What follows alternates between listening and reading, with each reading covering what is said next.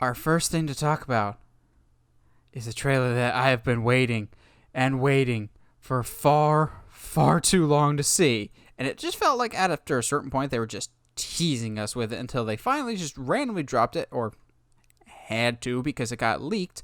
The Halloween Kills trailer for the sequel to 2018's Halloween. Now, I'm sure most of you will know, if you've been following this podcast for any length of time, I am a die-hard Halloween fan. I have loved the franchise for a very, very long time. Since college, I really became a Halloween fan. This trailer. I don't even have the proper words for this. So, I did my trailer reaction. If you haven't watched it already, link here or whatever. I love this trailer so much, because it both does but doesn't feel like a Halloween trailer. And what I mean by that is this feels like Halloween, but cranked to dial 12 or 13. This is massive in scope in terms of what appears to be the body count, as well as it just feels epic in scope. Like, I really enjoyed 2018's Halloween. I think I'm going to like this one even more, just because it seems like it's going to be diving even more into the lore that is Halloween. Now, a lot of people weren't too happy with the decision to chop out basically all the sequels. So basically 2 through Rob Zombie's Halloween 2 are scrapped and no longer canon. I said when that happened that I can understand the decision, but I don't fully think that means everything's off the table. And that seems to be the case here, as there's a lot of Easter eggs and references that got my Halloween heart very, very happy. Obviously, you've got the blatantly obvious one that everyone pointed out going, hey, you see those 3 people? Those 3 dead people? They're wearing the Halloween 3 masks. Did you see Halloween 3? I'm going to pretend that I'm not one of those annoyingly obnoxious people that champions Halloween 3, even though I very, very much am. But besides the Halloween 3 masks that are very, very obvious, you've got a really cool, at least what I perceive to be a reference to Halloween 4 when they're in a house, which we'll talk about here in a second, because that house might be significant. When a character tries to attack Michael with a shotgun, I'm going, that looks like Brady from Halloween 4, The Return of Michael Myers, which is one of the better sequels. I really like that one. I dug this trailer, but also I know a lot of people are complaining this trailer gives away too much, and I won't say that just yet. I will hold off reservation, at least in that sense, until we see the full trailer. We could say, oh, this just spoiled the entire movie, but we don't know that it did until the movie comes out. This could just be the first half an hour, in which case he's just mowing everybody down, because I still think that's going to happen. He's going to kill a lot of people either way. So, let's see, how do we break this down? I don't think too much of this has been spoiled. Granted, some of the cool kills have been spoiled, like Michael escaping Laurie's house and killing someone with a halogen, or the buzzsaw, or killing someone with a lighting tube. I'm going, okay. However, I'm still thinking they're going to keep some close to the vest. And that's to say, they showed a lot of old school characters coming back, but as someone that's been following the cast list, they have quite a few surprises that they have still kept pretty close to the vest that I'm happy that they didn't show in this trailer.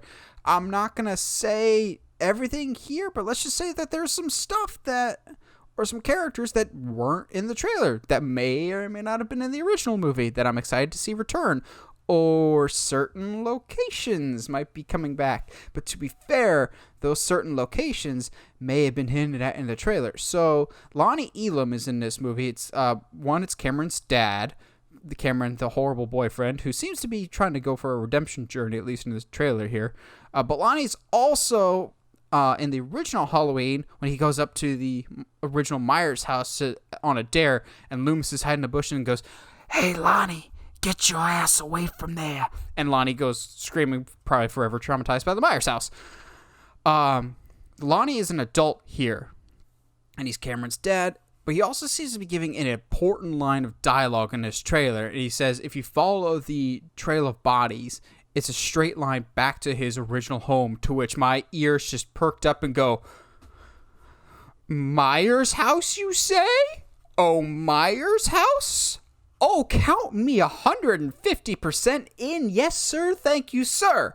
Because I love the going back to the lore of the original. Like, I appreciate Tommy Doyle coming back, Lindsay Wallace coming back for however long those two characters are around.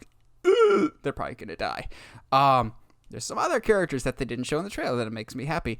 But I love the concept of going back to the Myers house, because even if you change up the lineage that Michael and Laurie are no longer brother and sister, which I think is a smart move, it all comes back down to the house. In the original movie, he came back home. This time, comes back home. We never saw the original Myers house in the 2018 movie. Now, the movie novelization said that the house got destroyed. But I always argued that that's not the case, because the movie novelization isn't canon. Like, if we don't see it on screen, it never happened. So since we never saw it, still left the door open, at least for me, that the Myers house will play into it. Plus, I always have the thought in the back of my mind of what Ra's al Ghul said in Batman Begins to Batman. You burned down my house and left me for dead, I returned the favor. So I think that's exactly what's going to happen. Of Laurie's going to try and burn down Michael's house. Maybe not Laurie. Let's talk about Laurie, shall we? I think Jamie Lee Curtis is going to be sitting out most of this movie. Now, some people are already crying out that we don't see a lot of her in this trailer, so they think she's going to die. I think she's going to be out of it for most of this movie. And the shot that we see in the trailer to end it, where she's walking down the hallway with Michael Myers' knife, that's going to be the final shot in the movie, I think. Because I think she's going to be more or less sidelined with her injuries from Halloween 2018 to try and recover. But seeing the entire town and her own daughter die is what's going to propel her for one last mission. I think this entire town is basically screwed. Like, I love the shot in the trailer where Karen's holding out the mask and it's just like, come get your mask, Michael. It kind of reminded me of what Aaron was doing, the podcaster, in Halloween 2018, of just like, say something, and then they blast the Halloween music. It's great.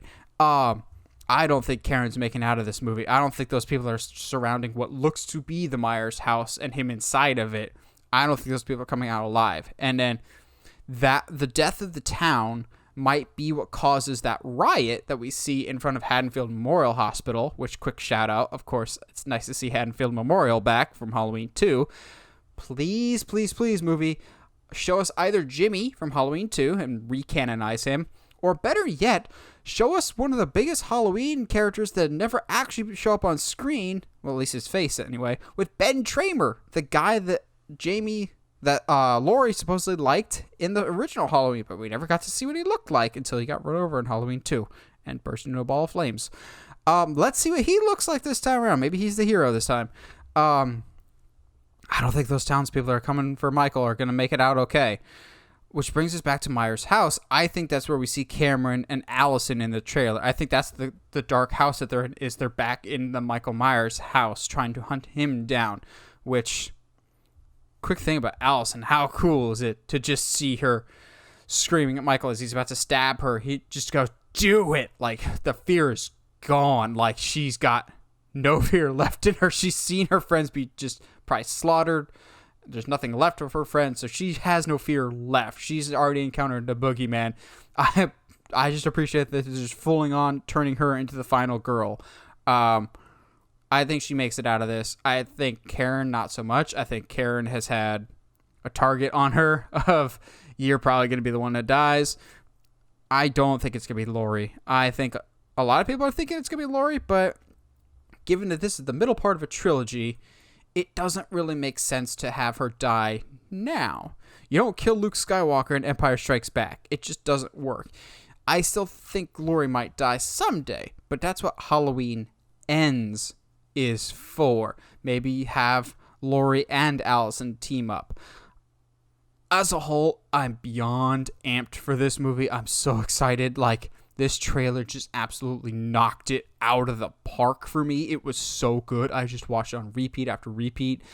Last thing before we move on to our next news topic, I love the music in this trailer so much. There was like 3 separate varieties of the classic Halloween theme, and I loved all of them. I really love the score that Daniel Davies and John Carpenter did on the 2018 movie. I thought it was fantastic, especially The Shape Hunts Allison. I will still jam to that. That's my vibe all year long. That's some great music.